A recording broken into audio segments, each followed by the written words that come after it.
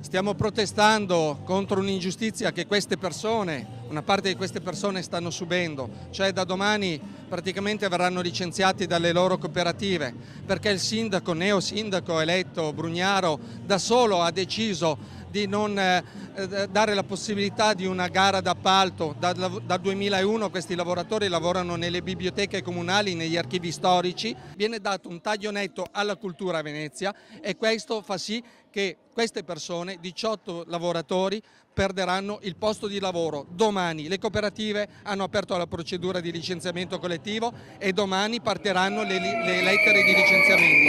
Da TG con gli amici all'Agora, notizie del principe di Corona, di Draghi, di Cavaliere, cos'è una favola? I bibliotecari sono tornati a far sentire la loro voce davanti a Cafarsetti mentre il sindaco Brugnaro presentava la nuova giunta.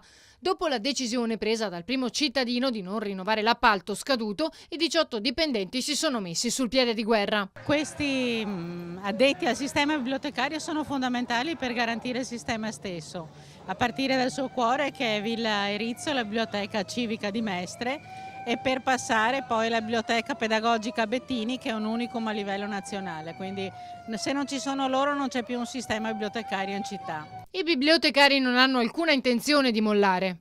Se il sindaco non cambierà idea, noi continueremo la nostra lotta.